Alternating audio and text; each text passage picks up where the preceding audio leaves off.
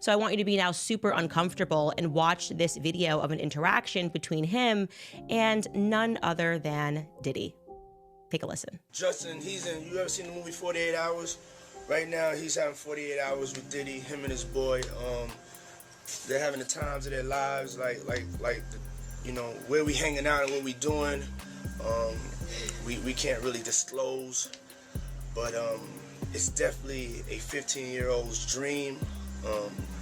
You know, I have been given custody of him. You know, he signed to Usher. Signed to Usher. I had legal guardianship of Usher when you know he did his first album. I did Usher's first album. I don't have legal guardianship of him, but for the next 48 hours, he's with me. So and we gonna go full crazy. We're going crazy. So young Justin Bieber, who was signed by Usher, involved with Scooter Braun, now all of a sudden he's being put in the hands of Diddy, who, it is true, he became the legal guardian for Usher. You can look up all of the allegations of what Diddy did to Usher. A lot of this coming out via multiple lawsuits that essentially, if we were to put it in a nice context, or at least use a euphemism for something that's really disgusting, the allegations are essentially that Diddy very much initiated Usher into Hollywood. You know, Diddy bought his son a Bentley. Maybe, you know, he could buy you one also while you're He at. got me a Lamborghini. Oh, well, that's nice. I haven't gotten it yet, though. Yeah, I know. When is that coming, that Lamborghini? We talked about this last He time. had the Lamborghini for a day or two, and he had access to the house, and he knows better than to be talking about the things that he does with Big Brother Puff on national television. People unearthing videos of Justin Bieber at Diddy parties. Now, Justin Bieber was obviously extremely young when he entered the industry, extremely innocent when he entered the industry, an industry that he did not quite understand as a boy who just knew how to sing and play the guitar and just did both of those things on YouTube. And then he was scooped up, and suddenly he was a part of people like Diddy going after him and saying, hey man, why don't you pick up my phone calls? There's actually a video of that. Diddy and Justin Bieber looks to be like 15 years old and said, why aren't you picking up my phone calls? And he's like, oh, I know you were trying to contact me through people and I don't have your number. And the next thing we know, Justin is at Diddy's parties. What's up, man? You good? I'm good. How are you? All right, young brother, everything's good? Everything's Selling great. out arenas and everything? Starting to act different, huh? No, You ain't been calling me and hanging out the way we used to hang out. Well, I mean, you try to get in contact with me, you know, through all my, partners and whatnot. Mm-hmm. But you never really got my number, so. Right. Okay. My number? Yeah. I'm gonna tell you my number. Yeah. He did an interview back in 2020 with Zane Lowe. I think this was on Apple Music. And he was speaking about another young artist that was coming up, Billie Eilish, and Eilish. And he was basically speaking about how he wanted to protect her because she was now another young person, a rising artist in the industry. And sort of out of nowhere, he became quite overcome with emotion. Take a listen. Did you feel protective of her? Yeah, I definitely feel protective of her. It was hard for me being that young and being in the industry and not knowing where to turn and everyone, telling me they love me and, just turn their back on you in a second. So yeah, it's hard because I want her to know that, she can count on me, but at the end of the day, I'm never gonna force myself to be in a relationship with her. It has to be natural, right? So I just kind of, let her do her thing, and if she ever needs me, I'm gonna be here for her. But yeah, just protecting those moments because people take for granted encounters and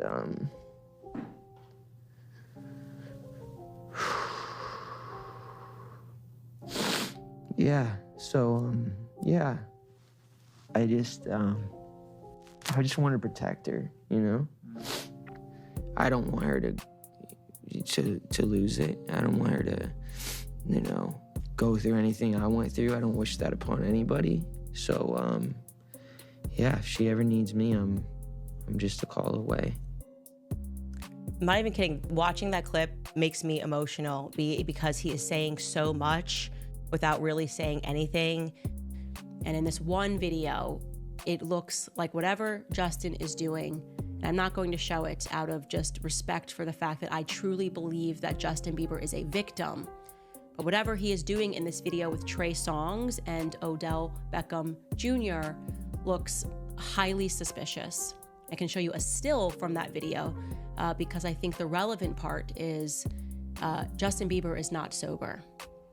He is clearly very heavily under the influence at this party. And if you remember that lawsuit that the producer Rodney dropped against Diddy, he said that unbeknownst to all of these people, they were being drugged at Diddy's parties, that they were pouring out the liquor bottles and replacing it with other drugs. He kept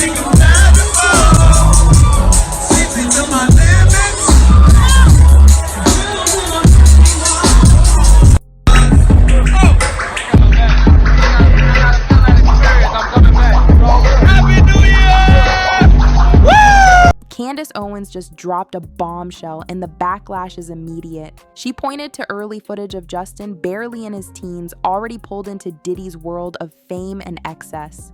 And now, with lawsuits mounting and footage resurfacing, Candace says the truth is finally catching up to him. In a shocking twist, Candace Owens exposed disturbing details about Diddy's influence over Justin Bieber. According to Owens, the warning signs were always there, but no one wanted to challenge Diddy's power. Justin may never say everything publicly, Owens admitted, but the evidence speaks louder than words. The silence is over. Candace Owens is finally speaking out about Diddy and Justin Bieber, and it's damning.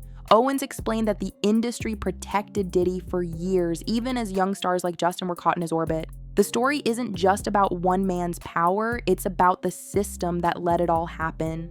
Candace Owens is connecting the dots, and what she found about Diddy and Justin Bieber has people stunned. Behind the flashing lights and celebrity appearances, Owens said Diddy was creating a system where silence was enforced. And Candace made it clear, Justin was just one of many who got pulled into something they never asked for. Candace Owens didn't just point fingers, she brought receipts. She referenced early interviews with Justin where he looked nervous and unsure when asked about his relationship with Diddy. Owens replayed the footage and asked the simple question, why was a teenage boy spending that much time around one of the most powerful men in the industry? Owens highlighted the timeline. Justin was just 15 when he started showing up in photos with Diddy. Owens said it was no coincidence. That wasn't just industry networking, that was targeted access, she claimed. According to her, Diddy saw influence in Justin and made sure to stay close. Candace also blasted the adults who stayed quiet, managers, agents, and media figures who saw the signs but said nothing. They all knew, she said, but Diddy was untouchable. She made it clear.